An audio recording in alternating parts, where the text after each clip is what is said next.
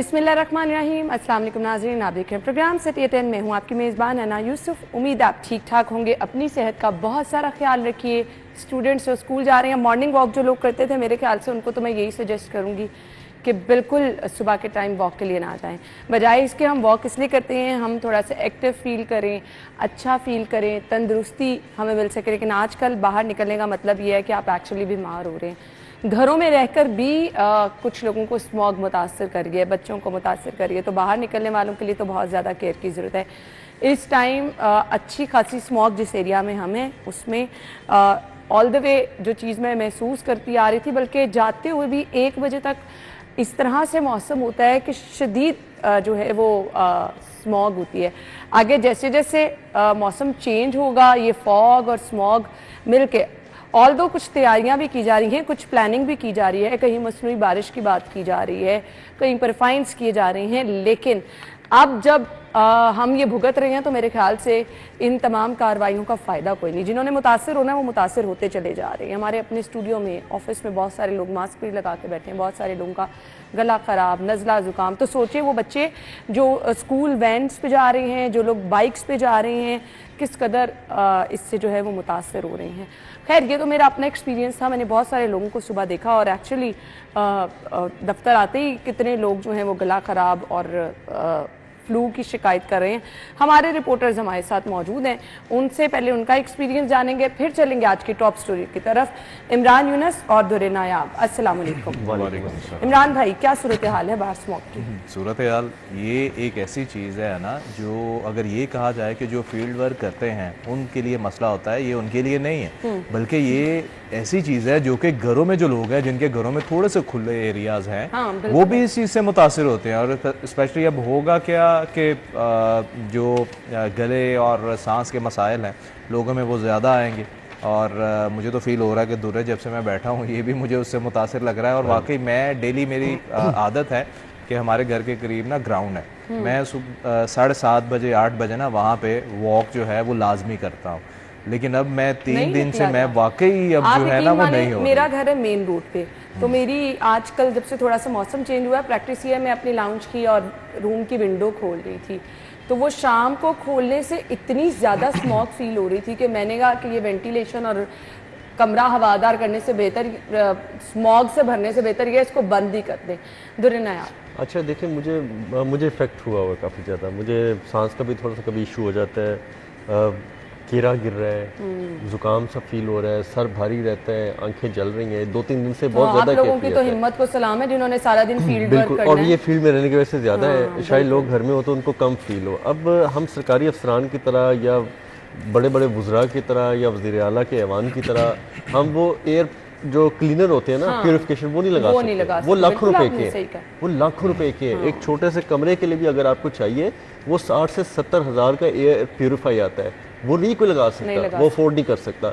और फिर अगर लगा लेंगे तो उसके बिजली के अखराजात एक अपने ऊपर आप मजीद बर्डन कर लेंगे।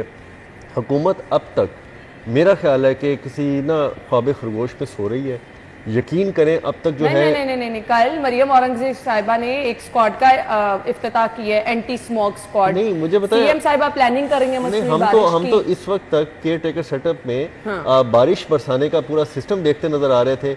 हम ये भी देख रहे थे कि क्लाउड सीडिंग के लिए यूए की रिक्वेस्ट की गई और उन्होंने फ्री ऑफ कॉस्ट आकर क्लाउड सीडिंग की और यहाँ पे उन्होंने पूरा एक मसनूई बारिश का बंदोबस्त किया और मसनूई बारिश बड़े हद तक अच्छे तरीके से हो गई।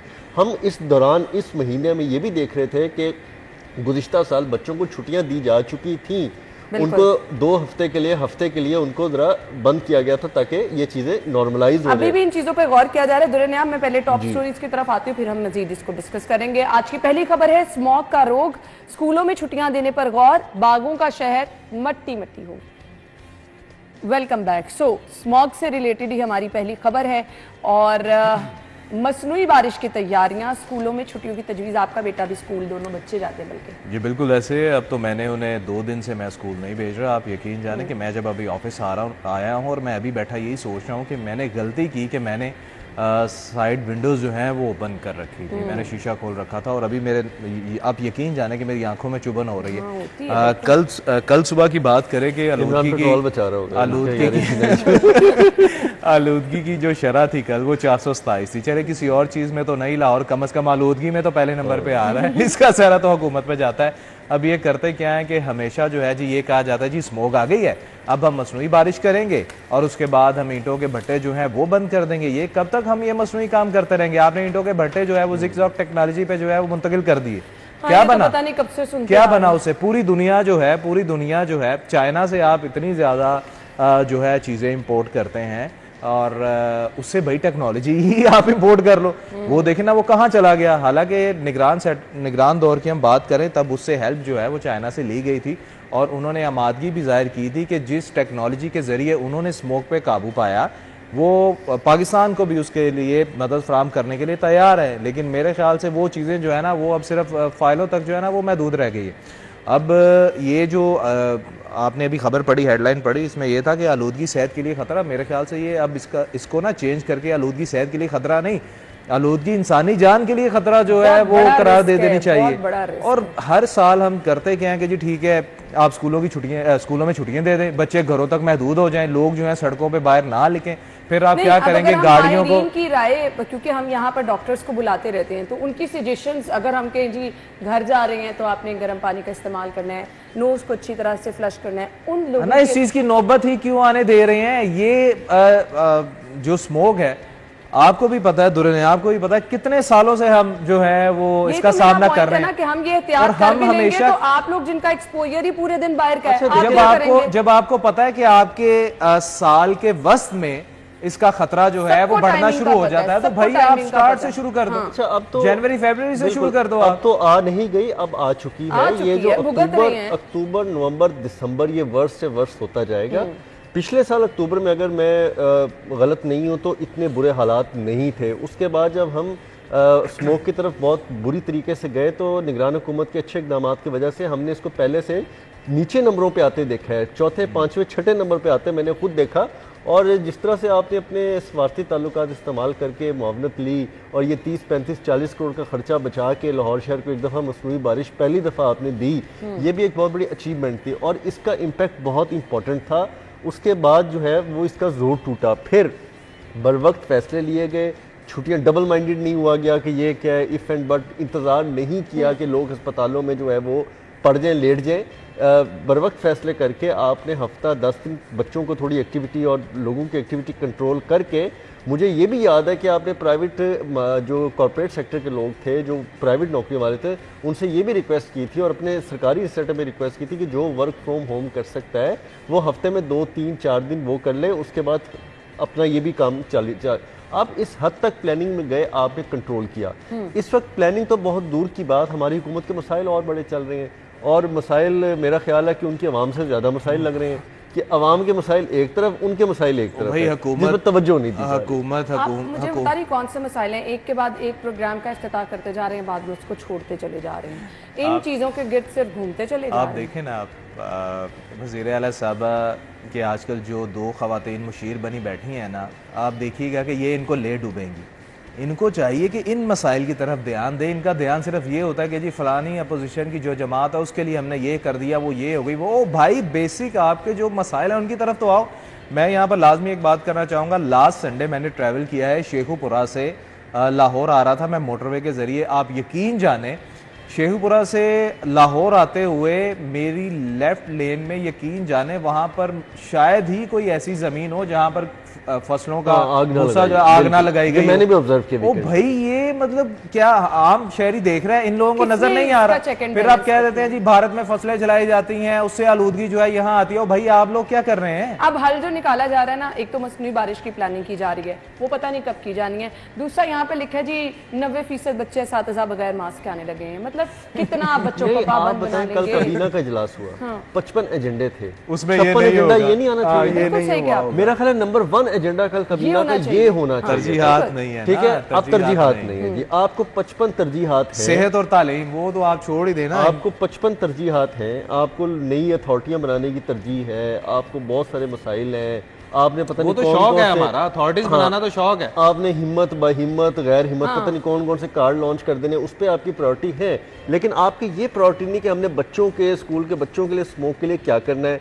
आपकी ये प्रायोरिटी नहीं है कि हमने इस शहर को आलूदा होने के लिए वज़ीर माहौलियात से कबीना में पूछना कि जनाब क्या कर रहे हैं क्या आप। किया है, अब देख आपसे लेंगे। ये प्रायोरिटी नहीं है कि आप पूरी महकमा माहौलियात की एंटी स्मोक टीमों से पूछें कि आपके पास क्या प्लान है, हम ऐसा क्या करने जा रहे हैं। आपके पास ये प्रायोरिटी नहीं है कि आप अपनी टीम से पूछें कि आपने आसपास के हमसाया ममालिक से कितनी को मदद दी है, उनके से कितनी कन्वर्सेशन की है, बिल्कुल। उनको कितने आपने रिमाइंडर भेजे हैं। ये तरजीहात हो तो वो करे ना। बाज़ औक़ात हम ये भी देखते आ रहे थे कि भारतीय पंजाब की तरफ जब आग लगाई जाती थी तो हम उनको भी एक सिफारती तौर पर रिमाइंडर देने की कोशिश करवाते थे। पंजाब हुकूमत फेडरल गवर्नमेंट को कहती थी, फेडरल गवर्नमेंट उनको कहती थी कि इस पर थोड़ा काबू करे, उसका डायरेक्ट इम्पैक्ट हमारी तरफ आता है। भाई एजेंडे तो वही बनेंगे ना जिस गवर्नमेंट को चलाना ही ब्यूरोक्रेसी ने है, तो जो ब्यूरोक्रेसी एजेंडे देगी आपने अब आप ये तो उनकी बहुत मरहूम में प्रॉब्लम- मिन्नत है। अब एक ये प्रॉब्लम है कि एक तरफ बहुत सीनियर वुज़रा आपके इर्द गिर्द धमकाते सीनियर, नजर आते हैं, वाकई। कुछ घबराते नजर आते हैं, हाँ। और एक तरफ ब्यूरोक्रेसी आपको चला रही है। तो हुकूमत, मैं फिर भी बात करूंगा, मेरा एक 16-17 साल का लेकिन हमारे तजुर्बा हो पास अब चुका है। हल यही है कि हम बच्चों हालात को तो मास्क पहन के माजरत बैठे कि के आप साथ- बच्चों को स्कूल से छुट्टियां दे दें। ना एक कमेंट के माजरत के साथ यहाँ पर सूरत हाल तो ये है कि अगर आपके वुज़रा वज़ीर आला साहबा को ये कहते हैं कि जी ब्यूरोक्रेसी जो है, अगर हम उनको कोई राय देते हैं, कोई अहकामात देते हैं, कोई हिदायत देते हैं, तो वो उस पर अमल दरामद नहीं करते। अच्छा, बजाय ये वज़ीर आला साहब वज़ीर आला साहबा जो है वो उनको हेल्प आउट करे, वो कहती हैं कि आपको तो रिजाइन दे देना चाहिए। अच्छा, इतने बुरे ये हालात तो हैं सूरत कि हाल है। आपने पार्लिमानी सेक्रेटरीज बना दिए हैं महकमों के, उन बेचारों को फर्नीचर नहीं मिल रहे, उनको बैठने को कमरे मिल गए हैं, कुर्सियां नहीं है, टेबल। मतलब कि आप देखें, फंक्शनल करने के लिए आपको पहले उनको एक पूरी सेटअप देना होता है, उसके बाद वो फ्री ऑफ माइंड के साथ फंक्शन होते जाहिर बात है, हैं, फिर जो उनका टास्क होगा उस पे वो परफॉर्म काम करते करेंगे, हैं। अच्छा, बिल्कुल। आपके पास मिनिस्टर अलहदा परेशान है, आपके एमपीएस अलहदा परेशान है, एमपीएस के अलहदा गिले शिकवे हैं। हमारे बहुत सारे दोस्त हैं, गिले हमें सुनाते हैं कि हमें हुकूमत से क्या गिले हैं, उनको उस तरह से एक्सेस नहीं दी जाती जिस तरह पहले होता था। शहबाज शरीफ साहब भी इतनी सख्ती नहीं करते थे, ऑल दो वो सख्ती करते थे, वो काम पे एमपीएस करते पे थे, टीम को लेकर करते थे। चलते काम पे थे, वो करते टीम थे। को लेकर करते थे। चलते थे। और यकीन जाने, ये मैं वाकई ये बात सही करता हूँ कि मियां मोहम्मद शहबाज शरीफ साहब जो है ना, यकीन जाने वो बेहतरीन एडमिनिस्ट्रेटर थे। उनको पता था टीम को कैसे लेके चलना और किस मसले को कैसे और हल इस करना तरह और के किस issues को वक्त बड़े करना अच्छे है। तरीके से उन्होंने जो है वो हैंडल भी किया है। खैर, स्मॉग है, हमें भुगतनी पड़ेगी। कोई एक सजेशन दे रहे हैं, फिर वाइंड अप करें। मेरा ख्याल है कि बहुत अच्छा तरीका था, पहले आपको जिम्मेदारी नीचे करनी चाहिए। शहबाज शरीफ साहब ने भी ख्वाजा अहमद हसन को एमएन एमपी ना होने के बावजूद लाहौर शहर के फैसलों के लिए पाबंद किया था और वो करते थे। अगर आपके पास वक्त नहीं है तो आपको ऐसा कोई बंदा ला के फैसलों की तरफ लेके जाना चाहिए। ये बहुत ही माइनर बातें हैं जो वज़ीर आला के बगैर भी हो सकती हैं। ये फैसले काबीना और अफसरान पे छोड़ देने चाहिए। बिल्कुल। इमरान, एक सजेशन चाहिए। देखिए, इस पे आप सजेशन लोग जो भुगते, है वो, अब हमको सजेशन दे दें क्योंकि आप लोगों ने तो फील्ड देखिए में हम तो जाना। यही कहते हैं कि भाई आपके पास प्लानिंग के लिए बड़े बड़े माइंडसेट जो हैं वो मौजूद हैं। बात ये है कि आप हमेशा काम वो ऐसा क्यों करते हैं कि जब पानी जो है वो आपके नाक से ऊपर आ जाता है उसके बाद आप जो है वो करते हैं। जब आपको एक चीज़ पता है कि भाई स्मोक जो है वो इन महीनों में आएगी, तो उससे पहले उसके तदारुक के लिए आपको इकदाम करने चाहिए। जिस तरह मैंने भाई चाइना आपको हेल्प करने के लिए जो है वो हाजिर है, बाकी मुबालिक भी हैं। दुरनियाब और मैंने भी ये चीज़ डिस्कस की थी कि चाइना में बाकायदा और टावर्स जो है वो लगे गए स्मोक को खत्म करने के लिए, तो उन्होंने कहा हम हाजिर हैं। तो भैया आप खुद नहीं कर सकते, आप किसी की मदद ले लें। आपकी प्लानिंग और आपकी तरजीहात पे डिपेंड है। कल आपने जिस तरह से बताया कि जी इजलास हुआ, उसमें इतने एजेंडे ज़ेरे गौर रहे, अगर ये चीज़ नज़रअंदाज कर दी जो इस टाइम का सबसे बड़ा इशू है, तो फिर अल्लाह ही हाफिज़ है। बस फिर लोग बीमार होंगे, अस्पतालों में जाएंगे, अस्पतालों के हालात क्या हैं आगे चल के हमने वो भी डिस्कस करना है। ब्रेक के बाद ज्वाइन करेंगे। Stay with us. Welcome back once again. खबर हमारे पास है जी, शहर में स्ट्रक्चर प्लान रोड्स के लिए 20 अरब लागत का तखमीना है। एलडीए को ग्रीन सिग्नल मिल गया है। दुरे नायाब, क्या प्लान है जी? देखिए, ये बड़ी इंपॉर्टेंट रोड्स हैं और पिछली कई हुकूमतों में इनके मुख्तलिफ जो पार्ट्स हैं उनको इनकम्प्लीट रखा गया। कुछ स्ट्रक्चर प्लान रोड्स वो हैं जिनको अभी सिरे से बनाना है। मैं स्ट्रक्चर प्लान रोड की थोड़ी डेफिनेशन आपको बता दूं। स्ट्रक्चर प्लान रोड्स वो होती हैं जो पूरे लाहौर के अंदर मास्टर प्लान में सरकारी गुजरगाह के तौर पर डिफाइन होती हैं। अच्छा। उसको कोई सोसाइटी, कोई सरकारी दफ्तर, कोई आम बंदा उसको वायलेट नहीं कर सकता। वो जो हम डिफाइन हो जाती हैं उस पर लेटर और सूनर उसको बनना ही बनना होता है। खास तौर पे अगर शौकत खानम फ्लाईओवर तक एक स्ट्रक्चर प्लान रुक गई थी, उसके बाद उसने ख़ियाबाने जिसे जिना कहा जाता है वहाँ पे कवर किया। उसके बाद पाइन एवेन्यू को उसने मिला के अड्डा प्लाट तक लेके गए। ये मास्टर प्लान में डिफाइंड स्ट्रक्चर प्लान रोड थी जिसको इन्होंने 2015-16 में मुकम्मल किया। इसी तरह बहुत सारी अभी स्ट्रक्चर प्लान रोड्स हैं जिन्होंने मुकम्मल होना है या जो आगे जाके रुक गई हैं। ख़ास तौर पे एक्सपो सेंटर के सामने एक रोड है, वो अंदर जाती है और उसके बाद वो मुख्तलिफ सोसाइटियों से गुजरती है, जिसपे PND सोसाइटी है, आगे आपकी जुबली टाउन डिफेंस रोड तक जाती है। तो वो बहुत सारे पैचेस पे कंप्लीट होना बाकी है। फिर इसी तरह एक रोड जो है वो आपकी एक्सपो सेंटर से निकलेगी और जाके कादिर तोपाश चौक, जिसे छतरी चौक कहा जाता है, वहाँ पे जाके कनेक्ट हो जाएगी। तो आपके जो लोग ठोकर से आ रहे होंगे और जिन्होंने जनूबी लाहौर जाना होगा तो वो रोड पकड़ के आएंगे, बचाए कि वो पहले शौकत खानम हॉस्पिटल की तरफ आए, वहाँ से फिर राइट हों। आपने देखा पाइन एवेन्यू पे बहुत ज़्यादा दबाव बढ़ता जा रहा है। अच्छा, अब जो इम्पोर्टेंट सबसे बड़ी रोड है जिसमें बड़े बड़े लोगों के मफाद भी हैं, बहुत ज़रूरी भी है, बड़ी बड़ी सोसाइटियाँ आ रही हैं, बड़ी बड़ी रिश्तेदारियाँ निभाई जा रही हैं। अब मुझे नहीं पता आपकी पॉलिसी क्या है, लेकिन मैं दबे लफ्ज़ों में बातें कर रहा हूँ कि बड़ी बड़े ताल्लुक़ निभाए जा रहे हैं, रिश्तेदारियाँ निभाई जा रही हैं। वो फिरोज़पुर रोड से आनी है, LD सिटी से गुजरनी है, मुख्तलिफ प्राइवेट सोसाइटीज़ टाउन को आप समझ रहे हैं। चलो बता तो दिया अब आप। अच्छा, उनको कनेक्टिविटी मिल रही है। उसके बाद उसने रायविंड रोड तक आना है। ये बिल्कुल एक नया रूट निकलेगा, नया रूट डिफाइन होगा। उसके इर्द गिर्द बड़े बड़े लोगों ने ज़मीनें खरीद रखी हैं बहुत पहले की। उनकी ज़मीनें लाखों से करोड़ों में, अरबों में हो जाएंगी। अच्छा, उसके बाद उसके बहुत बड़े बड़े प्लान, बड़े बड़े स्टेक होल्डर्स हैं। उस पर वज़ीर आला ने बड़ा तरजीही इजलास भी एक लिया है, बहुत ज़रूरी था। और उसमें LD को कहा है कि जी आप काम स्टार्ट करें और हमें बताएं कि फंडिंग किस तरह कैसे की जा सकती है, क्या तखमीना लागत है। अब ये टोटल जो 5 पे आपको बताइए 20 अरब रुपए है। 5 रोड्स हैं, 3 मिसिंग लिंक्स हैं, 2 नई स्ट्रक्चर प्लान रोड्स हैं। उसमें अब देखें आपके पास पैसे असूली तौर पे देखा जाए तो नहीं है। सरकार जो है वह पैसे नहीं दे रही है, LDA को किसी प्रोजेक्ट में नहीं दे रही। सिर्फ MCL पे और CNW पे बहुत नवाज़शात हैं। उसकी वजूहत भी किसी दिन और किसी प्रोग्राम में मैं आपको बताऊंगा।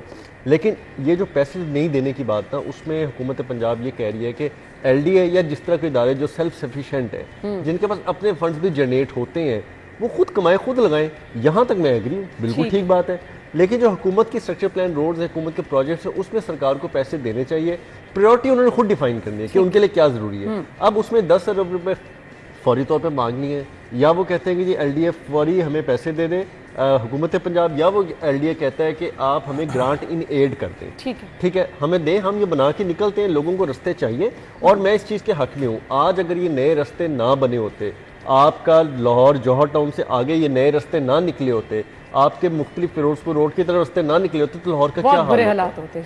या मोहसिन साहब ट्रैफिक प्लानिंग ना करके जाते 13 माह में, नए अंडरपासेस फ्लाईओवर की तरफ, गुलबर्ग और डिफेंस की तरफ वहाँ ना निकालते रास्ते, आपके आज क्या हालत होते। आपके बंद रोड, अगर आज यकीन करें आपकी बंद रोड इस पर बादामी बाग सब्जी मंडी, किसी छपड़ी मंडी से भी बुरी हालत शो कर रही होती है अगर आज वहाँ पे बंद रोड कंट्रोल एक्सेस कॉरिडोर ना बनता। तो ये रास्ते बनना जरूरी है, बनाने भी चाहिए। प्रायोरिटी आपने लगानी है, रिश्तेदारियां आपने निभानी है, वो आपकी मर्जी है, लेकिन ज्यादा जरूरी है। वो मर्जी नहीं, वो मेरे ख्याल से उसके बाद लेकिन लोगों को भला भी हो जाता है। देखिए ना, बात इस तरह है कि चाहे स्ट्रक्चर प्लान रोड्स हों या आम रोड हो, ये तो चले ज़रूरी है। जिस तरह दुल्हन आपने बात किया, और ऑब्वियसली ये बड़ा तरक्की के हवाले से बहुत बेहतरीन प्रोजेक्ट है। और जो जिस तरह दुल्हन आपने बताया कि 2015 से अभी तक कुछ मिसिंग रोड्स जो हैं, कट्स जो हैं, वो मुकम्मल नहीं हो पाए किसी भी वजह के तहत। वो कोई भी वजह हो सकती है, तो उनको बर वक्त जो है वो होना चाहिए।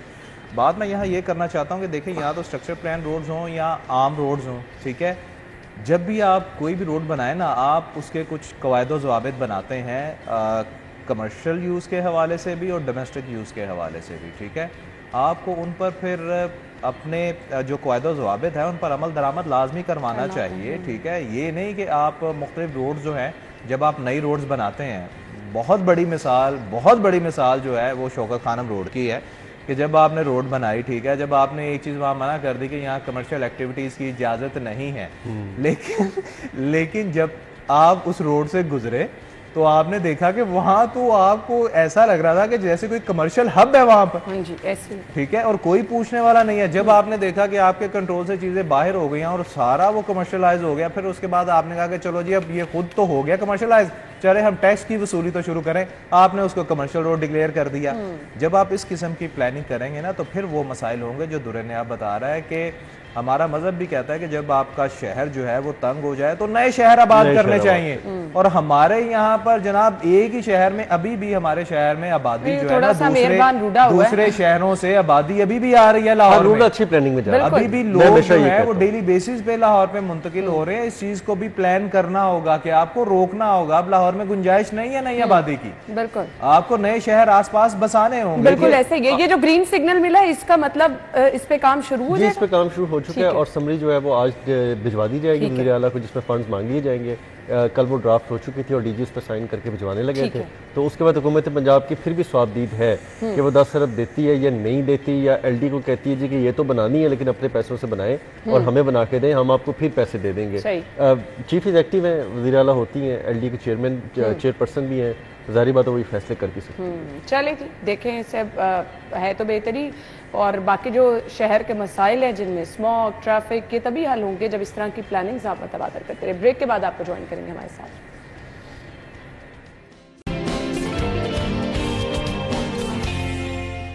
Welcome back. बहुत सारे इकदाम जो बहुत पहले कर लेने चाहिए। अच्छा, इन पे काम भी होता रहा लेकिन क्योंकि विल नहीं होती, क्योंकि आप उस तरह से काम करवाते नहीं कि वाकई उस पर पाबंदी लगाई जा सके। आज की हमारी लीड स्टोरी है प्लास्टिक बैग फैक्ट्रियां सील करने का फैसला किया गया है। 12 मोहलत दी गई दुकानदारों को, लेकिन उसके बाद आप वो मामला भूल जाते हैं, इसलिए दोबारा उस पर काम शुरू हो जाता है। वज़ीर आला की ज़ेर सदारत इजलास हुआ। धुआं छोड़ने वाली गाड़ियों को जुर्माना, बगैर सर्टिफिकेट चलने वाली गाड़ियों को पहले जुर्माना फिर बंद किया जाएगा। ये प्लानिंग अच्छी कर रही है सीएम साहिबा, लेकिन ये टाइम है इमरान यूनुस। देखें, प्लास्टिक बैग पर तो आपने एक अरसे से पाबंदी लगा रखी है, वही तो कह रही हूँ, ठीक है, और टाइम लिमिट दी आप खुद माने ना कि आपकी नाकामी, गवर्नमेंट की नाकामी है, इदारों की नाकामी है। आपके असल मसला ये नहीं है कि प्लास्टिक बैग की फैक्ट्रियां जो हैं वो अभी तक चल रही हैं। असल मसला जो है ना वो इन्फोर्समेंट का है। अच्छा इमरान, जिन्होंने की नाकामी करना कर लिया है, कैंट डिफेंस कंटोनमेंट एरियाज में आप तलाश करके दिखा दें। बिल्कुल ऐसे ही है, बिल्कुल। हालांकि पब्लिक से वो जो है वो हम पे करते हैं उन बैग्स जी बिल्कुल ऐसे वो उसकी कीमत जो है वो वसूल करते हैं। देखें, आप ये क्यों नहीं करते, मैं इसके हक में नहीं हूं कि प्लास्टिक बैग जो है वो यूज किए जाने चाहिए। कागज के बैग आ गए हैं, पॉलीथीन का भी कुछ ऐसा मटेरियल है जो कि हार्मफुल नहीं है। आप इसकी क्वालिटी को बेहतर कर दें या कुछ ऐसा कर दें कि सिर्फ वन टाइम यूज हो और उसके बाद वो जो है वो इस काबिल ना हो। जब बायोडिग्रेडेबल हो जाए, बिल्कुल ऐसी ये चीजें होती हैं, ये चीजें होती हैं। अभी भी प्लास्टिक दाना जो है वो आपका बन रहा है, बिक रहा है, फैक्ट्रियां जो हैं वो अभी भी काम कर रही हैं। आप पहले तो ये बात करें ना कि मुझे ये बताएं कि सालों से पाबंदी आपने लगाई हुई है, आपने एक्शन जो है वो क्या लिए? उनके फैक्ट्रियों के खिलाफ नहीं, उनके खिलाफ जिनकी जिम्मेदारी थी कि उन्होंने इन फैक्ट्रियों को रोकना है। ये फैक्ट्रियां ऐसे तो नहीं चल सकती। वो फैक्ट्रियां बिजली यूज कर रही हैं, वो फैक्ट्रियां गैस यूज कर रही हैं, वो फैक्ट्रियां पानी यूज कर रही हैं, वो टैक्स पे कर रही हैं, हर चीज पे कर रही हैं ना। आपकी टीमें वहां जा भी रही होंगी, थोड़ा बहुत जुर्माना जो है वो करके आ जाती होंगी या वापस वैसे ही आ जाती होंगी।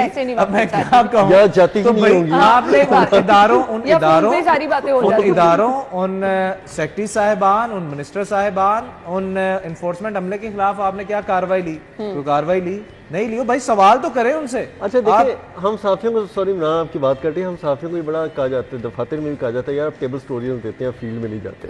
ठीक है, क्या वज़ीर आला ने इन अफसरान को, इन ब्यूरोक्रेट्स को पूछा है कि जो टेबल वर्किंग हो रही है और जो फील्ड में नहीं जा रहे? सही बात। अच्छा, उनमें और हम में फर्क पता है क्या है? यकीन जाने, मैं अपना साथी तजर्बा बताऊं, अल्लाह जन्नत नसीब करे। असद साहब से मैंने एक चीज सीखी थी।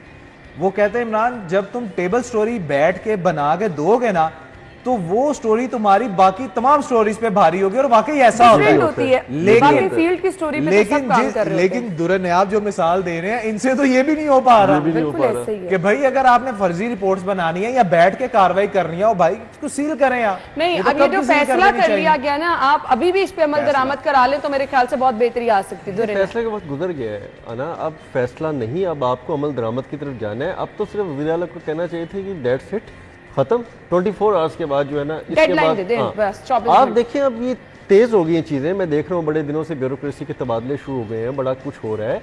आप करें, आप काम करने वाले लोगों को आगे लाएं जो नहीं काम आपको करें। क्या लगता है कि वो इसलिए बदले गए नहीं, कि वो काम नहीं कर रहे? नहीं, वो काम करने वाले नहीं है वो। बिल्कुल आए ना, उस बात में आए। अच्छा चले, अब थोड़ा टॉपिक से हट रहा हूँ, लेकिन ये मैं बात कंक्लूड करूंगा। एक डीसी साहब हैं, उनके 3 तबादले हो गए, ठीक है। वो पहले कहीं जाते हैं, फिर कहीं आते हैं, फिर कहीं आते हैं, पिछले हफ्ते में ही।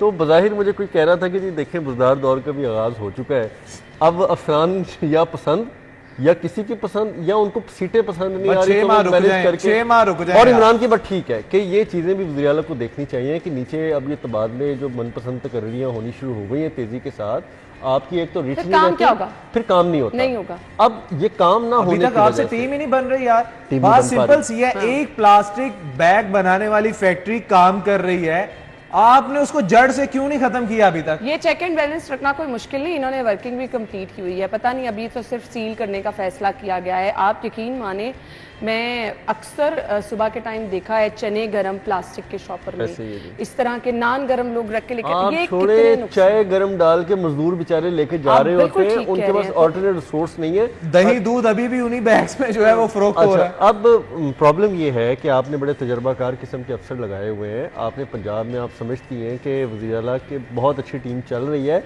लेकिन रिजल्ट्स नहीं आ रहे। अब रिजल्ट्स जब ना आए ना तो बहुत अच्छे बंदों कह रहे हैं कि बहुत अच्छी टीम चल रही है, उनकी बात उनके बता दूं, मैं तो ये कह रहा हूँ रिजल्ट्स नहीं आ रहे, हम उनकी बात मानते हैं कि जी बहुत अच्छी टीम चल रही है, जबरदस्त है, चीफ उनकी टीम ही 2-3 लोगों पे महदूद है ना। हाँ, ये अच्छी चल रही है। अब ये एक और अलग बात है, वो टीम 2-3 लोगों के इर्द गिर्द घूमती रहेगी तो फिर उसका रिजल्ट। लेकिन दूसरी तरफ मैं इमरान से ये भी रिक्वेस्ट करूंगा, इमरान ये भी बताए कि MNA तो एक तरफ उनका तो बहुत ज्यादा मदखल नहीं, MPS और मिनिस्टर्स वो बेचारे खुद पिस रहे हैं, उनकी पहुंच ही नहीं है वहां। अच्छा, उनकी पहुंच नहीं पहुंचे, फिर उनको तरजीह उस तरह से नहीं दी जा रही। उनके तजर्बे से हुकूमत पंजाब, आपकी वजीर आला, उनकी टीम इस्तेफादा नहीं कर रही। हालांकि ये वो लोग हैं जो शहर के छोटे छोटे मसाइल जानते हैं, गारंटी के साथ शहबाज दौर में यही टीम थी ना, और जो बेहतरीन काम कर रही थी, रेपुटेशन पे बैठे ऐसे ही है, बिल्कुल ऐसे ही है। लेकिन अफसोस के साथ ही कहना हमें आपके वुज़रा, सॉरी आपकी बात काट रहा हूँ, शहबाज दौर में हमें आपके वुज़रा जो हैं वो कब्रिस्तानों में नजर आते थे, यही टीम थी। वो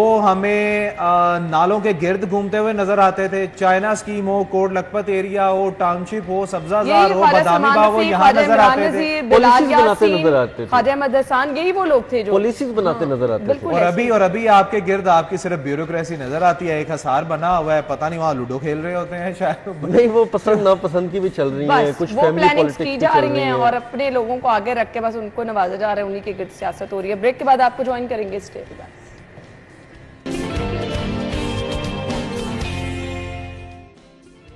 welcome back once again. So हमारे पास खबर है जी म्यू अस्पताल से, जहां पर संगीन बद इंतजामी है। जनूबी एशिया की कदीम इलाजगाह में दिल का इलाज बंद है। ये वही म्यू अस्पताल है जहां बारहा दौरे किए थे निगरान CM जब मोहसिन नकवी साहब थे। जी, मोहसिन साहब गए थे और इत्तेफाक से मैं उनके साथ था, और उन्होंने 10 साल से बंद जो MRI मशीन, CT स्कैन, उसके ताले खुलवाए। उसको फर्स्ट डे जब ताले खोले, मैं उस वक्त मौजूद था। मकसद भी ये था अंदर जो है, मैं कहता हूँ कि आपने भूत बंगले तो शायद ही कोई देखे हैं जो अंदर हालात थे। आपकी सही MRI मशीन और CT स्कैन सिर्फ इसलिए ख़राब पड़ी थी कि बर वक्त उनकी वारंटी क्लेम नहीं की गई। सिर्फ वारंटी क्लेम ना करने की वजह से वो सब चीज़ डिफंक्शनल थी। अब इन्होंने वहाँ पे ना सिर्फ उसकी रेनोवेशन करवाई, उसको फॉल कराया, और इस वक्त वहाँ पे जदीद तरीन तरीक़ों से MRI और CT स्कैन फॉल है, फॉल करवा के गए उन्हीं मशीनों से, रिप्लेसमेंट करके, उनकी सारी चीज़ें करके करवा कर गए। ठीक है, देखें सिर्फ चीजें मौजूद होने के बावजूद 10 साल से नई मशीन पर उन्होंने शॉपर डाल के इसलिए रखा हुआ था कि जी इसकी वारंटी एक्सपायर हो चुकी थी, हम बर वक्त वारंटी क्लेम नहीं कर सके, इसलिए वो मशीनें बंद थी। वो ना सिर्फ वहाँ पे कंप्लीट करवा के गए, बल्कि पिछले पुराने टावर जो थे न्यू हॉस्पिटल के, उनको भी रेनोवेट किया गया। नई इमरजेंसी पे भरपूर दिन रात का काम किया गया। अगर आज आप जाके वो देख लें जो नई इमरजेंसी है, तो आप अशश कर उठेंगे। आप वहाँ पे MRI CT स्कैन देख लें तो आप अशश कर उठें। आप आई सर्जिकल टावर उनका देख लें, जो जहाँ पे आंखों का बहुत बड़ा सेटअप है, आप कहेंगे जी कमाल है, अमेजिंग है। आप हम पुराने टावर्स के अंदर जितने भी न्यू हॉस्पिटल के अंदर मुख्तलिफ है, उनकी बेसमेंटों पे इतना पानी मौजूद था जिसमें CM खुद उतरता था, जाके ताले खुलवाता था, नीचे अंधेरों में जाके देखता था कि ये क्या हो रहा है। वो सारे अब क्लियर हैं, वहाँ से पानी निकल चुका है, वहाँ पे नई तनसीबात हो चुकी हैं, नए बेड्स लग चुके हैं, तमाम वार्ड अपग्रेड हो चुके हैं, डॉक्टर्स के, नर्सों के, स्टाफ के, पैरामेडिकल स्टाफ के, पीएम्स के बैठने तक की कुर्सियाँ, टेबल, मेज़ फराहम किए जा चुके हैं, पानी के लिए डिस्पेंसर लग चुके हैं, बेडशीट्स तक लग चुकी हैं, एसी के सिस्टम नए लग चुके हैं। आपको हर लिहाज से जो आप चाहते हैं आपके सामने जिंदा मिसालें बन चुकी हैं। लेकिन इशू ये है ना कि उसका फॉलो अप नहीं मोहसिन साहब ने गलत किया ना, हमारा कीमती असासा बल्कि सारे कदीमा का हिस्सा था वो। हमने तो सारे कदीमा ठीक कर दिया उन्होंने, हमने तो उसको ये बनाना, हमने तो टिकट लगा के अजायब घर में रखा था। ये देखना म्यू हॉस्पिटल के बारे में अगर बात की जाए तो सबसे पुराना, ठीक है, और बड़े हॉस्पिटल में से एक बड़ा हॉस्पिटल, सिर्फ एक छोटी सी मैं सिचुएशन जो है ना वो यहाँ पर आपसे बात करता हूँ। अगर खुदा ना खासा किसी की फैमिली में किसी को हार्ट अटैक हुआ जो म्यू हॉस्पिटल के पास रहते हैं, अगर वो अपने पेशेंट को लेकर हॉस्पिटल में आते हैं ना करें और वो कहते हैं कि जी यहाँ पर तो जी वो इलाज बंद है इसका, हाँ, बिल्कुल ऐसे कुछ समझ में ये बात आती है। मैं इमरान ये कहता हूँ कि आप, बहुत अच्छी बात है, आप लोगों की हौसला अफजाई कर रही हैं वज़ीर आला साहिबा, आप लोगों के घरों में जाके उनको इमदादी चेक दे रही हैं। आप कल भी गई हैं गली में, आप खुदा वाले का घर बन रहा है उसको आपने देखा है कि घर बन रहा है, आप ये भाई हॉस्पिटल पब्लिक प्रमोशंस के स्टंट्स है ना, आप खुदा के लिए हॉस्पिटल में जाएं और आप कहें जी कि आप प्रोग्राम में बैठ के, आप प्रोग्राम में बैठ के हमें निगेट कर दें कि आप झूठ आप रीजन भी बता दें कि क्यों वहां पर एंजियोग्राफी और एंजियोप्लास्टी बंद है, ये भी पब्लिक को हम बता दें कि भाई फंड्स नहीं मिल रहे। मेरे पास 2.5 मिनट रह गए हैं। यहाँ पर Punjab institute of neuro sciences के MRI मशीन भी खराब है, तो कितने लोग यहाँ से वापस जा रहे हैं? मैं तो हमारे कहते हैं ना, कैसे खोगे साहब से मजाक करते थे ना कि हमारे दफ्तर में ग्रीट होनी चाहिए मशीनों पे, कि रोज एक रिपोर्टर खबर दे आज ये मशीन खराब है, खड़ा हो आज ये मशीन खराब है, वक्त आ चुका है, बनती है। आप कहते हैं किसी एक दिन मिसिंग नहीं पड़ेगी। आप कहते हैं कि हमने तरक्की याफ्ता मुमालिक की फहरिस्त में शामिल होना है। ओ भाई आप तो तरक्की पजीर में भी नहीं हो, बिल्कुल आप तो तरक्की पजीर में भी नहीं हो। हेल्थ और एजुकेशन में हम बार बार रोते हैं कि जो कौम अपनी हेल्थ और एजुकेशन को बेहतर नहीं करेगी वो कभी जिंदगी में कामयाब नहीं। एक आखिरी खबर देके हम आपसे इजाजत लेंगे कि अब कुछ अरसे बाद इस्लामाबाद और लाहौर के पूरे पंजाब समेत मुकाबला होना है।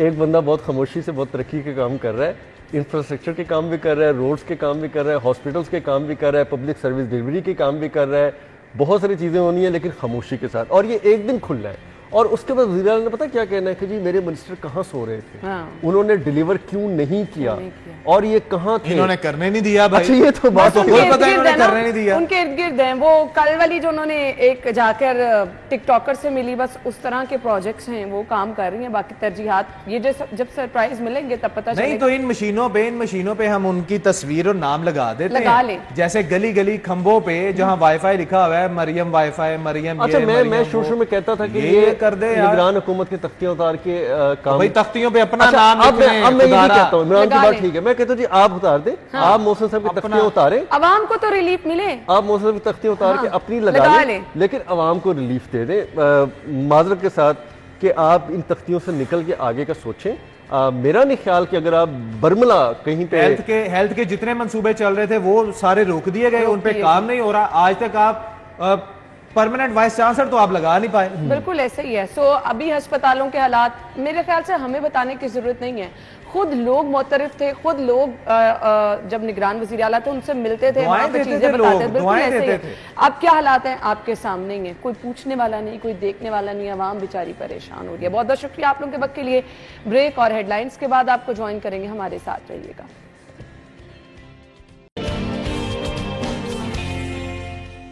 ब्रेक के बाद आपको खुश आमदीद कहेंगे। जिनकी आज बर्थडे है उनको हम विश करने जा रहे हैं। 23 अक्टूबर है आज और फरहान खालिद की सालगिरह है, मलिक ज़ीशान, अनाया, फातिमा, अजलान और अमार की।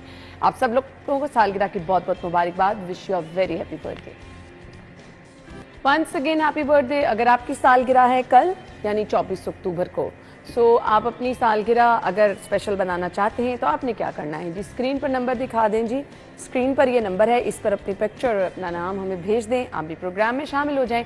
आपकी सालगिरह को भी हम इसी तरह से स्पेशल बनाएंगे जी। अच्छा जी, ये तो थी जी हमारे पास बर्थडे लिस्ट। इसके साथ साथ हम दीगर सेगमेंट भी शामिल करेंगे और दीगर सेगमेंट में हमने आपको आज के भाव भी बताने हैं, दीगर चीज़ें बतानी हैं। एक अपडेट अभी आपसे शेयर करने का कहा जा रहा है। चूंकि शहर में स्मॉग ने पंजे गाड़ लिए हैं तो स्कूलों के औकात-ए-कार में कुछ तब्दीली का प्लान किया जा रहा है। अपडेट आपके साथ शेयर कर रहे हैं। इससे कबल स्कूलों की छुट्टियों का प्लान भी काबिल गौर था जी, जेरे गौर था, और अब ये प्लान किया जा रहा है कि स्कूलों के औकात-ए-कार जो हैं वो तब्दील किए जाएंगे। इस खबर की डिटेल्स के लिए हमने जुनेद रियाज से रब्ता किया। जुनेद, कहिए जी। एयर क्वालिटी इंडेक्स की बात की जाए तो शहर में 400 से भी ज्यादा तजावज कर गया है, जिसकी वजह से बच्चे और बूढ़े दोनों ही जो है नज़ला जुकाम और गले की खराश और गले की मुख्तलिफ बीमारियों में मुब्तला होते दिखाई दे रहे हैं। इस हवाले से जो सूबाई वजीर मरियम औरंगजेब है, उन्होंने स्कूल के औकात-ए-कार तब्दील करने का जो है हुक्मनामा जारी किया और उसमें 8:45 बजे सुबह स्कूल लगा करेंगे और इसका इतलाक जो है सरकारी व प्राइवेट स्कूल दोनों पर होगा और कोई भी स्कूल जो है वो 8:45 से पहले नहीं लगेगा और बच्चे जो हैं 8:45 पर स्कूल आएंगे, असातिज़ा भी 8:45 पर आएंगे और स्कूल के नए औकात-ए-कार 28 अक्टूबर से जो है इस नए नोटिफिकेशन के ऊपर इतलाक किया जाएगा और 31 जनवरी तक ये स्कूल के औकात-ए-कार इसी तरह जारी रहेंगे। और जो बच्चे मुब्तला हो रहे हैं, अभी भी देखा जाए अगर स्कूलों में तो बच्चे मास्क पहन के नहीं आ रहे। ये सरकारी और प्राइवेट क्या दोनों स्कूलों के लिए ये अहकामात हैं? जी, लाजमी बात है कि क्योंकि शहर में जो माहौलियाती आलूदगी है तो इस हवाले से प्राइवेट स्कूलों पर भी इस स्कूल औकात-ए-कार पर जो है वो पाबंदी करवाई जाएगी, क्योंकि जो एयर क्वालिटी इंडेक्स है और जो माहौलियाती आलूदगी है वो सरकारी और प्राइवेट दोनों स्कूलों के बच्चों पर असरअंदाज होती है। तहम हुकूमत इस अपनी रिट पर जो है वो पाबंदी करवाएगी और स्कूल जो है वो 8:45 बजे लगाए जाएंगे और ये 28 अक्टूबर से फैसला किया गया है कि स्कूल के औकात-ए-कार तब्दील कर दिए जाए। इस हवाले से जो एजुकेशन अथॉरिटीज हैं, मुतलका डिपार्टमेंट्स हैं, वो भी अपने नोटिफिकेशन जारी करेंगे और उसके ऊपर सख्ती से जो है अमल दरामद करवाया जाएगा, क्योंकि एयर क्वालिटी इंडेक्स रोज बरोज बढ़ता जा रहा है और इस हवाले से बसों की खरीदारी के हवाले से भी हाई कोर्ट ने अहकाम जारी किए थे ताकि एक बच्चा एक गाड़ी स्कूल ना आए बल्कि एक बस पर जो है वो 100 से ज्यादा बच्चे स्कूल आए, तो इससे भी जो है वो खातिर ख्वाह मदद मिलेगी। लेकिन इस हवाले से प्राइवेट स्कूल्स ने कहा है कि एक बस जो है वो 25 करोड़ रुपए से जायद की है, तो वो हम कैसे खरीदें, क्योंकि वालिदैन जो है वो सिक्योरिटी रीजन की वजह से अपने बच्चे को बस पर नहीं भेजते बल्कि वो खुद जो है वो गाड़ी पर स्कूल छोड़ने के लिए आते हैं। जी, आपका बहुत शुक्रिया। जुनेद रियाज हमारे साथ मौजूद है। 8:45 बजे का वक्त मुकर्रर किया गया है। 28 अक्टूबर से इस पे इम्प्लीमेंट होगा। ये अहकाम जारी कर दिए गए हैं। स्मॉग के हालात वाकई शहर में जो है वो बहुत ज़्यादा वर्स्ट होते जा रहे हैं और आने वाले दिनों में मजीद होंगे भी। सो इस तरह के इकदाम जो हैं वो बहुत ज़्यादा ज़रूरी हैं। आउटडोर एक्टिविटीज़ पर भी पाबंदी लगाई गई है। स्कूल्स को खास तौर पर ये पाबंद किया गया है। बजाय स्टूडेंट्स को आप हेल्दी करें, बीमार हो जाएंगे, तो इसलिए स्कूल्स को इस पर अमल दरामद तो करना ही होगा। आगे बढ़ेंगे, हम आपको बताएंगे आज के भाव क्या हैं।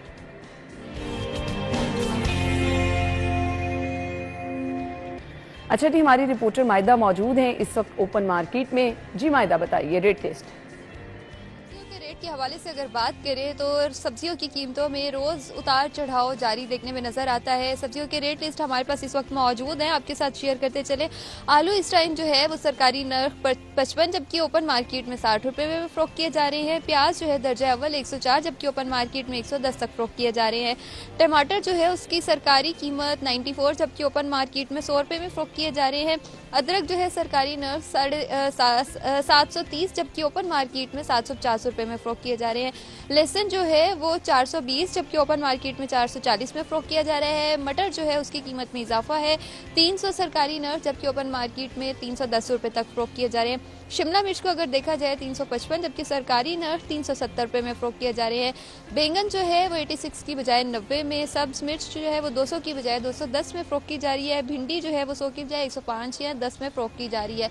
मुख्तलिफ सब्जियों की रेट लिस्ट जो है उसमें काफ़ी ज़्यादा इजाफा भी देखने में नजर आता है, तो वहीं पर कई सब्जियां ऐसी हैं जिसमें कमी भी देखने में नजर आती है। तो जहां पर सब्जियों की कीमतों में इजाफा देखने में नजर आता है, वहीं शहरी कहते हैं कि हुकूमत को चाहिए कि बढ़ती कीमतों को कंट्रोल करे ताकि सफेद पोश तबके के लिए सब्जी खरीदना आसान हो सके। ठीक है, शहरियों की ये रिक्वेस्ट हमेशा हम तक पहुंचती है, हम आप तक पहुंचाते रहते हैं कि लोग कह रहे हैं जी जो सरकारी रेट है उस पर कोई अमल करा दे।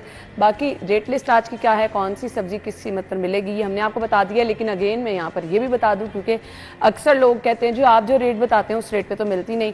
अब हम आपको एक इलाके का रेट बता रहे हैं, 1, 2, 3 रुपए का डिफरेंस होता है, पोश इलाकों में ज़्यादा भी डिफरेंस होता है, तो एक आइडिया आपको मिल जाता है कि इस कीमत पर आपको सब्जी मिल सकती है। सो ये तो थी जी सब्जियों की कीमतें। हमने करेंसी के रेट भी आपके साथ शेयर करने हैं, क्योंकि बहुत सारे लोग प्लानिंग कर रहे होते हैं जी, जिन्होंने बाहर सफ़र करना होता है या बाहर किधर आना होता है, करेंसी चेंज कराने। सो क्या है जी आज क्या रेट करेंसी का डिफरेंट, माल का हाल देख रहे हैं।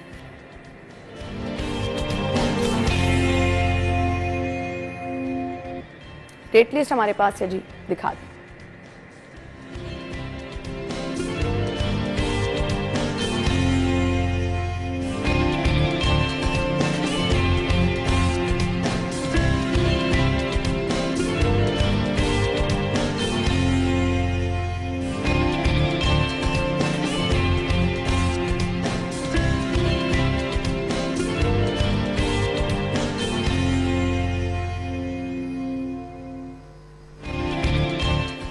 तो हमें जाना है एक ब्रेक की तरफ, आपको ब्रेक के बाद ज्वाइन करेंगे, हमारे साथ ही रहिए।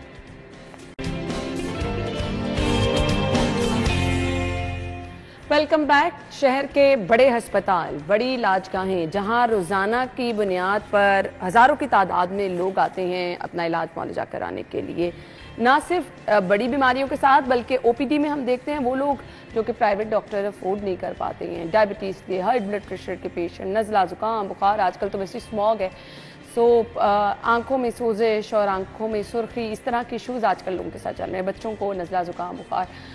फिर इसके साथ साथ डेंगी, मलेरिया का भी यही सीज़न है, लोग इससे भी मुतासर हो रहे हैं। मौसम की चेंजिंग के साथ लोगों को बुखार की शिकायत भी हैं। सो शहर का बड़ा हॉस्पिटल है और कदीम तरीन हॉस्पिटल है जी म्यू अस्पताल, जहाँ पर बहुत बड़ी तादाद में मरीज रोजाना जाते हैं। यहाँ पर इंतजाम कैसे हैं, मरीजों को कैसे फैसिलिटेट किया जा रहा है, फिर मुफ्त अद्वियात, मुफ्त टेस्ट की सहूलत, और इसके साथ साथ कौन कौन से बड़े डिपार्टमेंट ऐसे हैं जहाँ पर माहिरीन मौजूद हैं अपनी खिदमत सर अंजाम दे रहे हैं। प्रोफेसर डॉक्टर फैसल मसूद साहब ने हमें ज्वाइन किया है, MS है म्यू हॉस्पिटल के, अपने शो में खुश आमदीद देंगे। अस्सलाम वालेकुम डॉक्टर साहब। वालेकुम अस्सलाम जी। आपका बहुत बहुत शुक्रिया। सबसे बड़ा शहर का हॉस्पिटल अगर कहा जाए तो गलत नहीं होगा, और कदीम तरीन भी, कैसे इंतजाम हैं? देखिए, ना सिर्फ शहर का, पाकिस्तान का, नो डाउट, बल्कि एशिया के बड़े हॉस्पिटल्स में से एक हॉस्पिटल है। जहाँ तक म्यू का, इसकी एक तो तारीखी अहमियत है, दूसरा इसकी स्ट्रेटेजिक लोकेशन ऐसी है क्योंकि जहाँ कहीं से भी कोई ज़्यादा सीरियस इशू आता है उसे कहते हैं म्यू ले जाएँ। तो म्यू का ड्रेनेज एरिया बहुत ज़्यादा है। रिसेंटली हमारा आउटडोर तकरीबन 7 से 8 हज़ार मरीज़ों को टच किया उसने। पिछले दिनों 7800 पेशेंट्स थे जो कि आउटडोर में आए हैं एक दिन में। और हमारी एमरजेंसी में तकरीबन 2 से 2.5 हज़ार के करीब रोज़ाना मरीज़ आते हैं। कुछ सीरियस नौयत के होते हैं और बाकी बाज़ दफ़ा वॉक इन भी आ जाते हैं।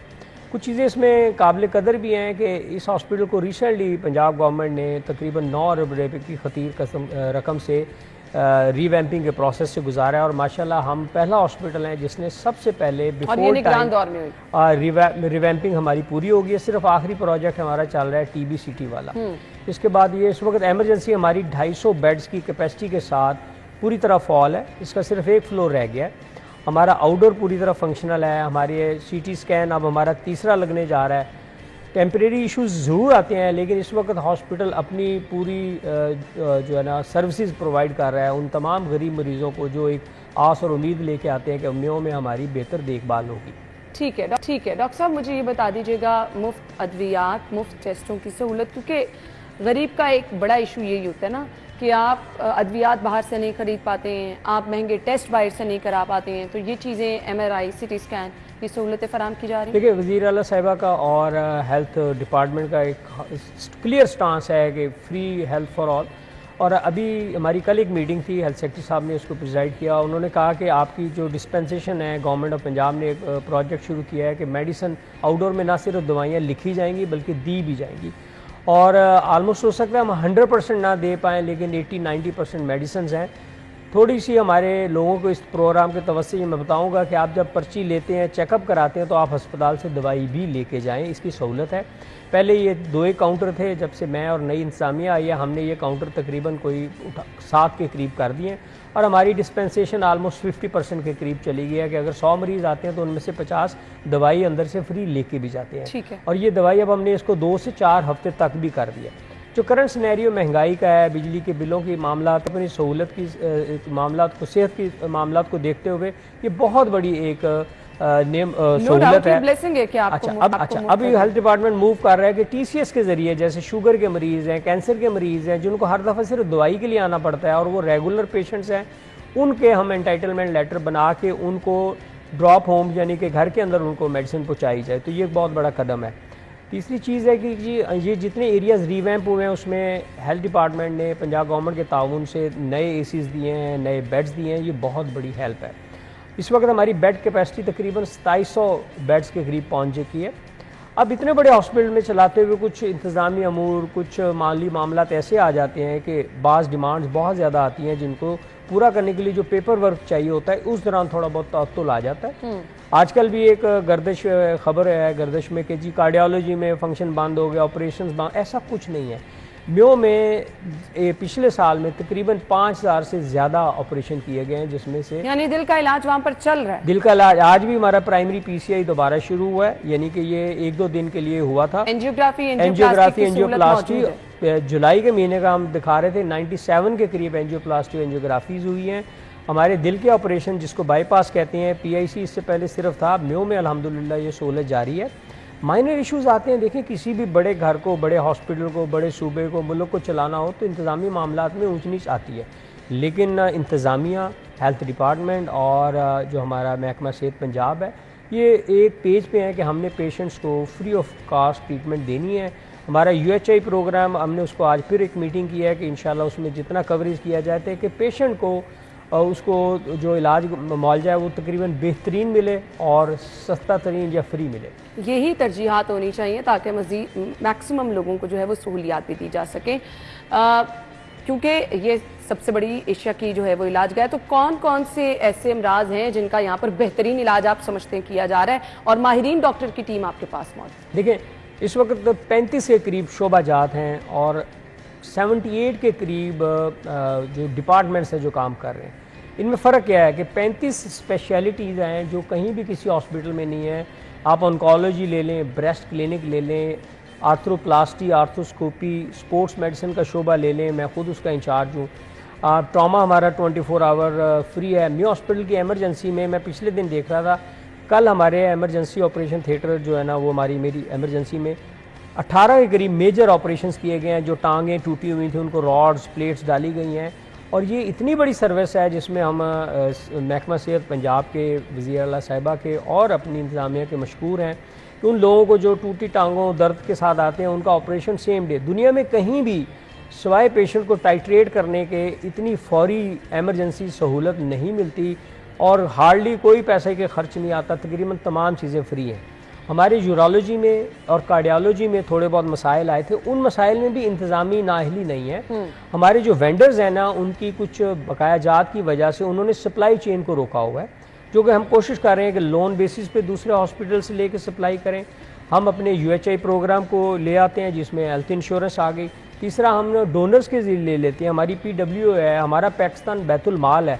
तो हमारी कोशिश है कि इवन बड़े से बड़ा ऑपरेशन जिसमें जॉइंट रिप्लेसमेंट्स हैं, स्पोर्ट्स सर्जरी है, ऑन्कोलॉजी, अब हमने बैरियाट्रिक सर्जरी शुरू की है जो कि प्राइवेट सेक्टर में लाखों रुपए की सर्जरी है, जिसमें बड़ा हुआ पेट और चर्बी है।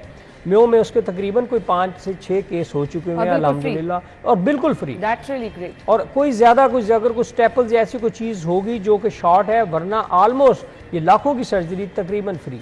सही। सो मुझे ये बता दीजिएगा, छोटी छोटी चीज़ें हमें हमेशा ऐसी शिकायत देखने में भी आती हैं, खुद भी अस्पताल कभी विजिट करो तो व्हील चेयर्स नहीं होती हैं, बेड्स की कमी होती है, स्ट्रेचर नहीं मिल रहे होते हैं, मरीजों के लवाहिकीन के लिए बैठने की जगह नहीं होती है, फिर पानी का इंतज़ाम नहीं होता, वॉशरूम की हालात।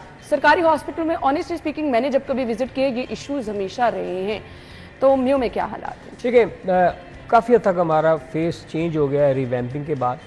अब हम इंशाल्लाह मेंटेनेंस में हैं कि हम इसमें जैनिटोरियल सर्विसेज को फोकस कर रहे हैं, वो हमने आउटसोर्स कर दिया हुआ है। हमने अपनी सिक्योरिटी को आउटसोर्स कर दिया, कंपनीज रिस्पॉन्सिबल हैं।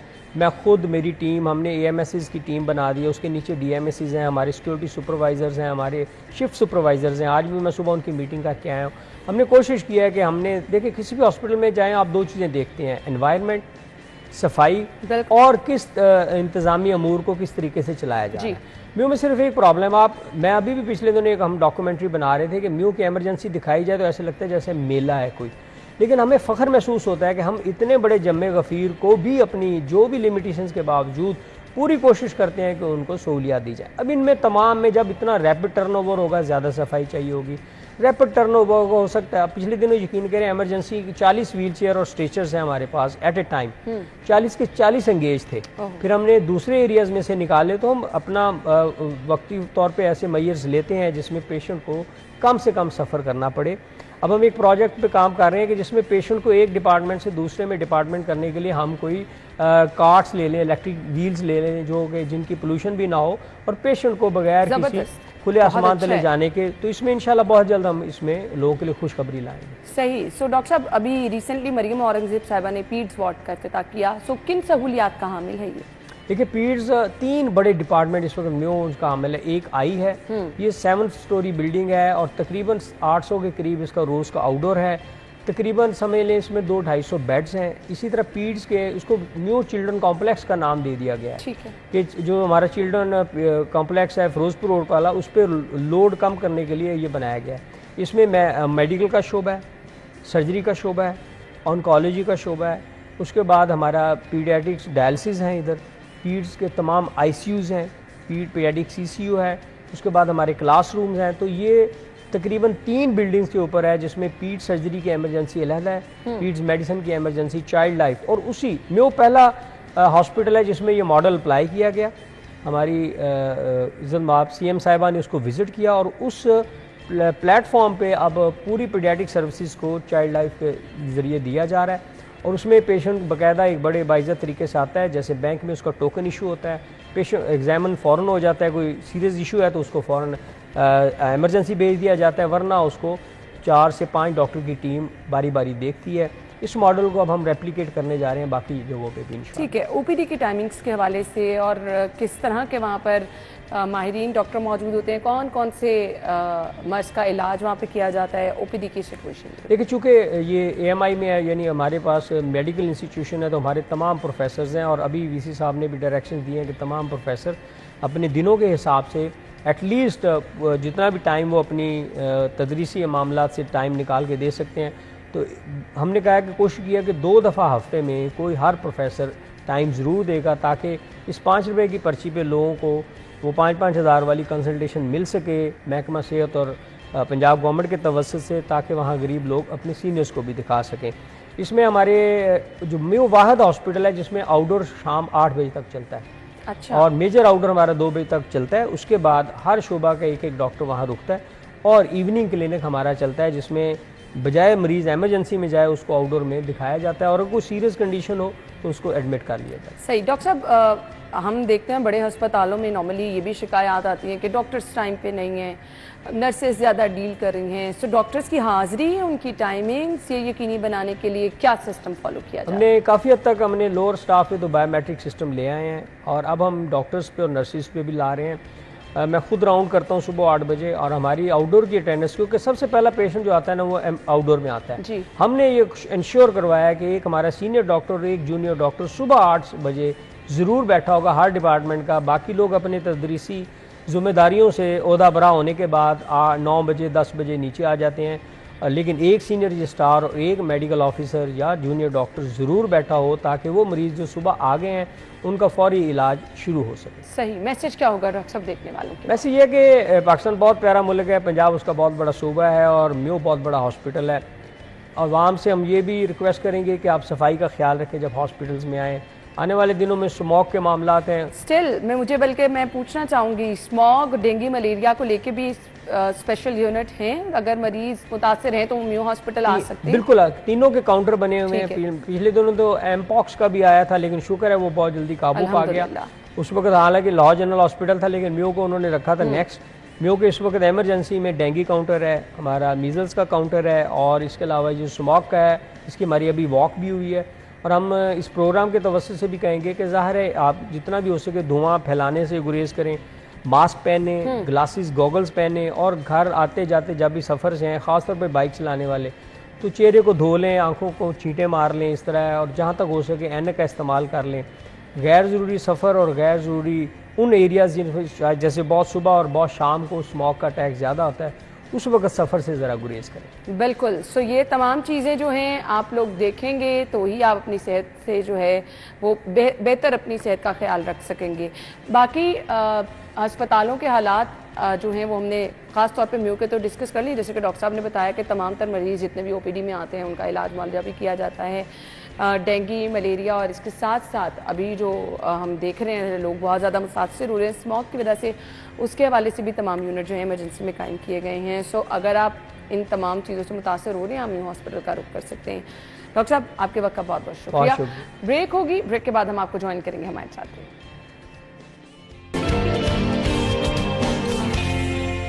Welcome back once again. Segments का सिलसिला हम बढ़ाएंगे आगे और सेगमेंट शामिल करेंगे बिग स्क्रीन।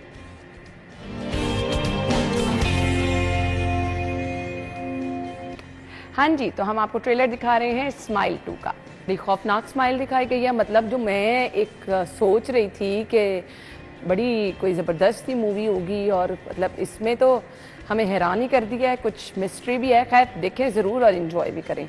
आगे बढ़ेंगे, सेगमेंट है हमारा टुडेज हेल्थ डिटेल।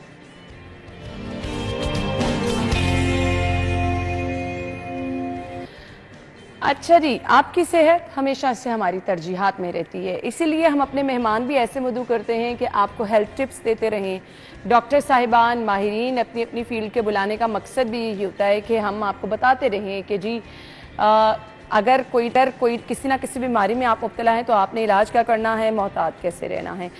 अच्छा जी, हेल्दी रहने के लिए कुछ चीज़ें बड़ी मौसर होती हैं, जिनमें साबूदाना, मैं खुद अपनी बेटी को डिनर टाइम पे हर रोज़ यही देती हूँ। अब ये जो वाइट कलर के दाने छोटे छोटे हैं, इसमें अल्लाह ताला ने कितनी आफादियत रखी है, ये आपको बताना बहुत ज़रूरी है। बच्चों में, बड़ों में, सब में ये बहुत ज़्यादा मौसर है। ख़ास तौर पर हमल के दौरान अगर ख़वातीन लें तो नशनुमा बच्चे की बेहतर होती है। अगर आप अपने छोटे बच्चों को ये खिलाएं तो बच्चों की नशनुमा में बेहतरी आती है। साबूदाना के ये छोटे छोटे दाने जो आप पानी में अगर इसको थोड़ी देर के लिए सोख करके रखें, 5 से 6 मिनट और 10 मिनट, सो ये अपना रंग तब्दील कर लेते हैं, वाइट जेल की तरह के हो जाते हैं। फिर इसको आप दूध में खीर की तरह बनाकर शक्कर भी डाल सकते हैं, शहद भी डाल सकते हैं, चीनी का इस्तेमाल कर रहे हैं तो उसको कम रखें। अच्छा जी, ये निज़ाम हज़ाम को बेहतर करते हैं, वज़न बढ़ाने में बहुत मौसर साबित होते हैं, आयरन की कमी को भी पूरा करते हैं, और फिर वो लोग जो कि जिस्मानी तौर पे बहुत लागिर अपने आप को महसूस कर रहे होते हैं, डाउन फील कर रहे होते हैं, एक टाइम में वो साबूदाने का इस्तेमाल अगर शुरू कर देंगे तो उनके लिए बहुत ज़्यादा बेहतर होगा। इसके साथ साथ हड्डियों की नशनुमा के लिए ये जो जेल होती है, ये आपकी हड्डियों की नशनुमा के लिए बहुत ज़्यादा बेहतर हो सकती है। सो ये चीज़ें अक्सर हमारे घर में मौजूद होती हैं, हमें इसका या तो इस्तेमाल का तरीका नहीं पता होता या बेहतरीन वक्त पे हम इसको इस्तेमाल नहीं कर रहे होते, इसलिए जो मतलूबा नताइज हैं वो हमें मिल भी नहीं रहे होते। ज़रूर इन चीज़ों का इस्तेमाल कीजिए, इनकी बहुत आफादियत है, बच्चों के लिए बहुत ज़्यादा, बड़ों के लिए बहुत ज़्यादा, और जिस तरह बच्चों की नशोनुमा में ये बेहतर है, बूढ़े अफराद के लिए भी उस तरह से। तो इसको अगर आप नाश्ते में इस्तेमाल करेंगे, रात के खाने में, क्योंकि ये ज़ूद हज़म होता है तो हाजमा भी बेहतर रहेगा और इसके बेहतरीन नताइज मिलेंगे। ब्रेक की तरफ जाएंगे, स्टे विद अस।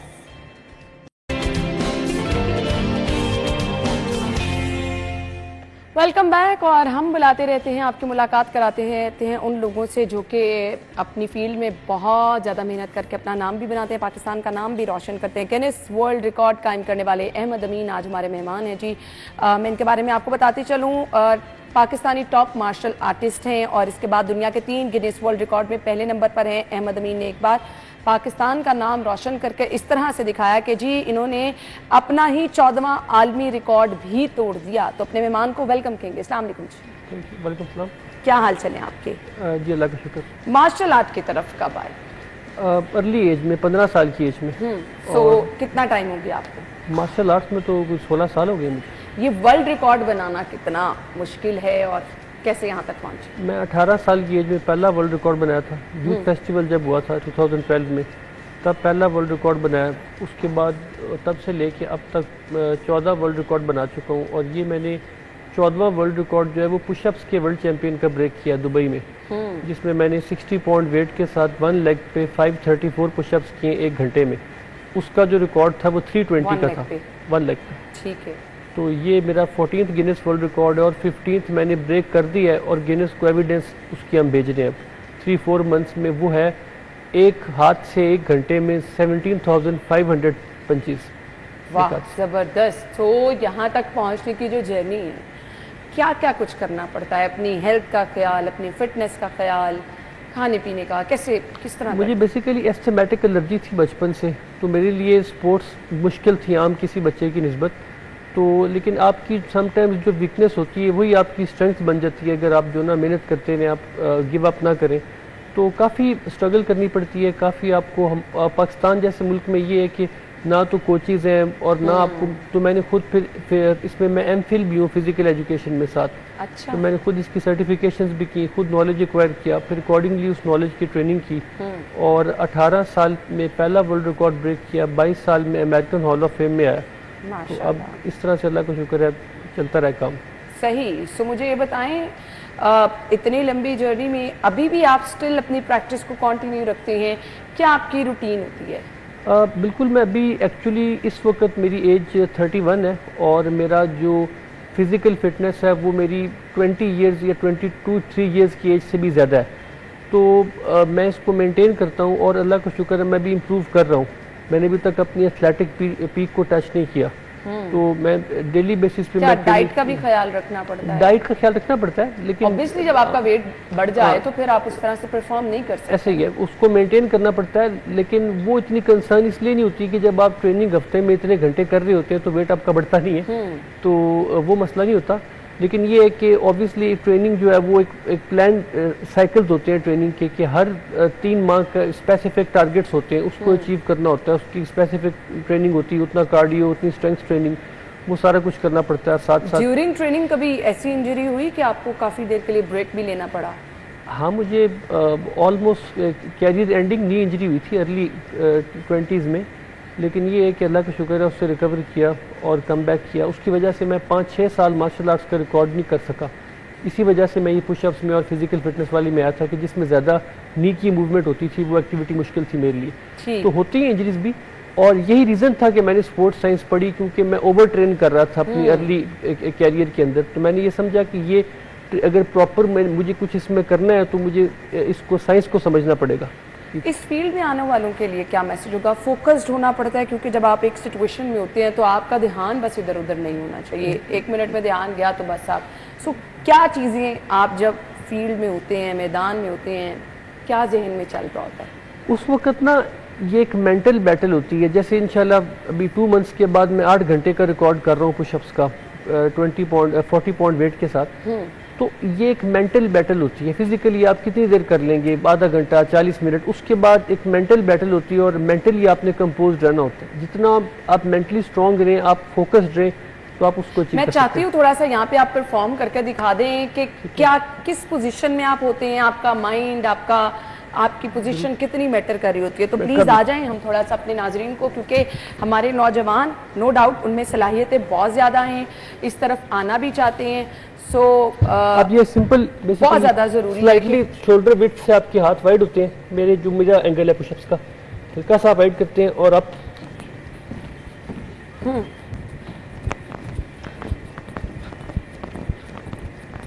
और टाइमिंग एक मिनट के दौरान 55-56 जो है वो पुशअप्स।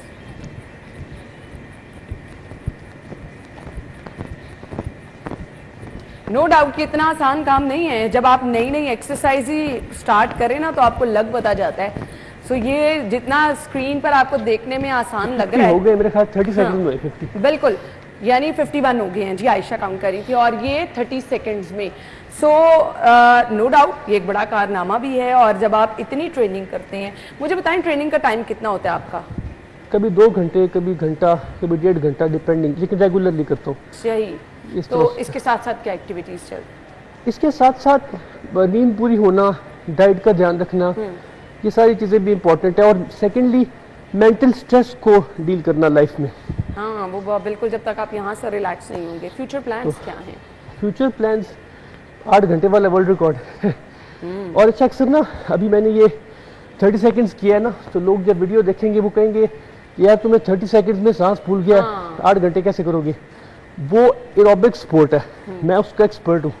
ये एनारोबिक गेम है, तो एनारोबिक मेरी एक्सपर्टीज नहीं है। तो मैं जब 8 घंटे करूंगा तो मैं उसी रेस्ट के साथ लेके चलूंगा उसको, इस तरह से। तो वो मेरे लिए ज़्यादा इजी होता है, मैं उसी का एक्सपर्ट हूँ। हाँ, सो ये इसमें भी आगे कैटेगरीज होती हैं, हर किसी का अपना एक वो होता है जिसमें आपकी एक्सपर्टीज होती है। सो उसमें हमें अहमद ने बता दिया। जो इस फील्ड में आना चाह रहे हैं, जो स्टार्ट करना चाहते हैं नौजवान, कोई सजेशन उनको देना चाहेंगे, फिर हम वाइंड अप करेंगे। देखिए, मैं उनको रिकमेंड ये करूँगा कि प्रॉपर किसी कोच को हायर करें और खुद से एक्सपेरिमेंट से बचें। मैंने ये सीखा है कि जो चीज़ मैंने 10 साल में एक्वायर की, अब अगर जो मेरे पास नॉलेज है, मैं अब किसी यंगस्टर को 5 साल में तैयार कर लूँगा। बिल्कुल ऐसे ही है, और ये आपको प्रैक्टिस ही जो है वो बेहतर बना सकती है। अच्छा आपके पास कोच होगा, उस्ताद का तो हमेशा ही आपकी ज़िंदगी में बड़ा अहम रोल रहता है, चाहे आप किसी भी फील्ड में हैं, उस्ताद की अहमियत से इनकार नहीं किया जा सकता। तो इसके लिए ट्रेनिंग, अच्छा उस्ताद, अच्छा कोच होना आपके लिए बहुत ज़्यादा ज़रूरी है। आपको गुड लक कहना चाहेंगे। थैंक यू सो मच, आपके वक्त का बहुत बहुत शुक्रिया। नाज़रीन, हमारी और आपकी मुलाकात होगी कल सेम टाइम पर। आप हमें इजाज़त दीजिए, अपना फीडबैक और अगर आपकी सालगिरह है वो भी हम तक पहुँचा दें, इंशाल्लाह कल के प्रोग्राम में शामिल की जाएगी। इजाज़त दीजिए, अल्लाह हाफ़िज़।